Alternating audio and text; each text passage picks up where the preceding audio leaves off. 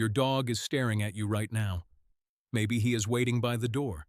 Maybe he just dropped a toy at your feet for the third time this hour. You probably scratched his ears without thinking about it.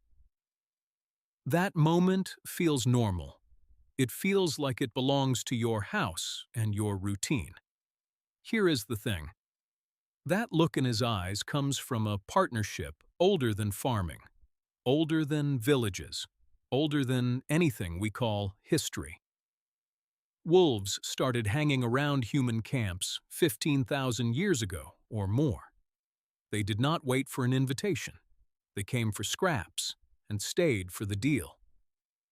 We like to say we domesticated dogs. The truth is more uncomfortable. The changing went both ways. They read your face better than most people do. And you let them. 15,800 years ago at Pınarbaşı in central Turkey, a hunter-gatherer group buried 3 puppies. They placed the small bodies directly above a human grave. The people who lived there ate salmon and trout from the nearby river. The puppies ate the same fish. A jawbone from one of those buried dogs still held enough DNA to confirm what the ancient people already knew. This was a dog, not a wolf. Researcher William Marsh and his team sequenced the genome in 2026 and dated it precisely. Not a tamed wolf, not something in between, and not a hybrid. The genome carried no leftover wolf ancestry at all. On that riverbank, a dog was already just a dog. 15,800 years. That is how long the bond has been in your blood. Your dog waits by the door for you today because of a deal struck that far back, on a riverbank in Turkey, in a time when humans still chased reindeer across Ice Age plains. The wolves did not get tamed in some village after farming started. They moved in while the world was still wild. The bond formed before anyone planted a seed. The reversal is this. We did not domesticate dogs. They domesticated us. Wolves that learned to read human faces and follow our camps got more food and safer nights. The ones that stayed nervous kept their distance and missed the deal. Over generations, those bold wolves turned into dogs that watched our every move. And we changed too. We started sharing meat. We started caring for their sick pups. We buried them like family. Your dog tilting his head at you is the end of a bargain struck thousands of years before anyone planted wheat. Humans got hunting partners, alarm systems, and eventually companions. Dogs got reliable scraps and a permanent spot by the fire. Both sides won. Both sides got remade. That is the part nobody tells you. Start with what we know from the ground. Pınarbaşı is not the only place where humans and dogs moved as a single unit. At Bonn-Oberkassel in Germany, 14,200 years ago, a hunter-gatherer group buried 2 humans side by side with grave goods and weapons. Nearby lay a puppy, only 7 months old. The puppy had distemper, a viral disease that ravages young dogs. It should have died in weeks. Instead, it survived months, kept alive by human hands that fed it, sheltered it, and nursed it through fever. A researcher named Luc Janssens examined the puppy's teeth and found the pathological scars that mark repeated bouts of the disease.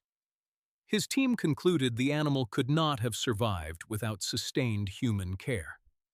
When it finally died, the humans buried it with them.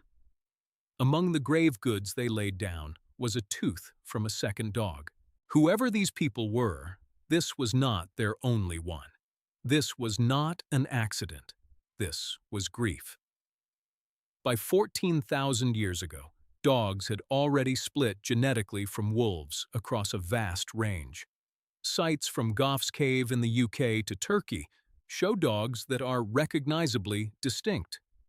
Those two, the dog on the Turkish riverbank and the dog in the English cave, trace back to a common ancestor around 16,900 years ago.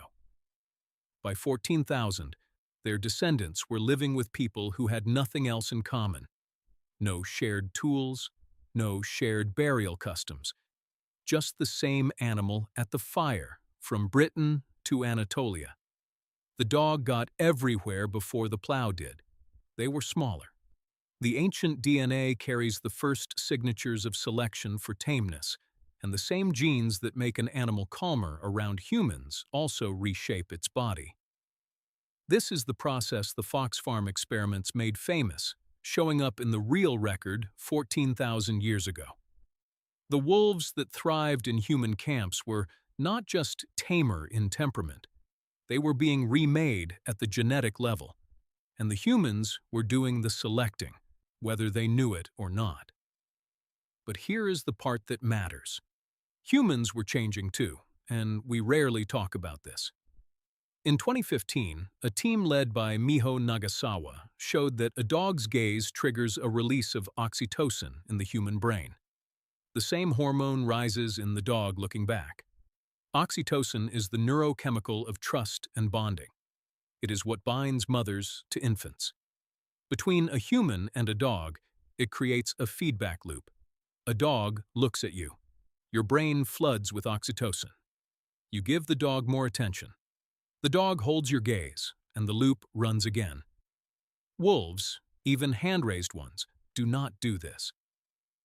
Dogs also read a pointing finger and a human glance better than any wolf, better even than a chimpanzee.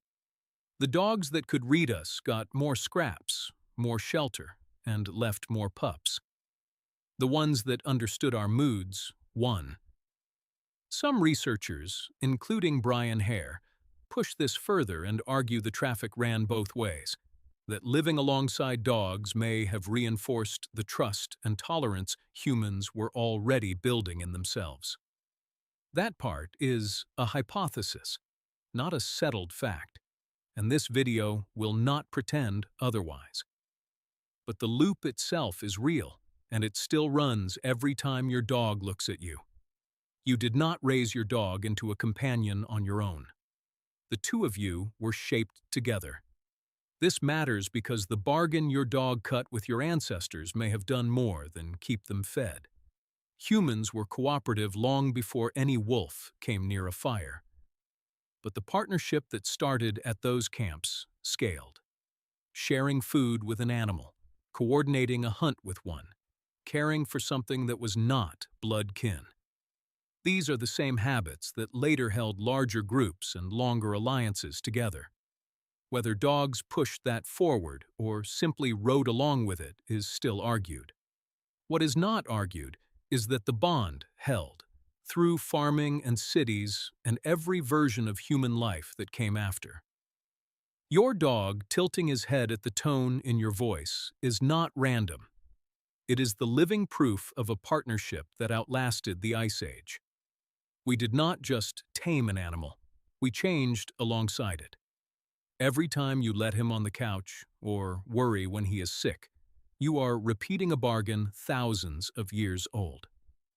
That is how dogs changed what it means to be human. Tonight, your dog will wait by the door again. He will watch your face when you grab the leash. You will feel that small pull of recognition and not question it. That moment is not new. It is the same bargain struck when the first wolves decided camp scraps were worth the risk. They chose the life with us. We chose to let them stay. Both sides changed. Both sides got something better. You did not simply tame your dog. Your dog and his ancestors helped shape you. And every time he leans against your leg, you're still holding up your end of the deal. Every study, site, and researcher behind this video is linked in the description.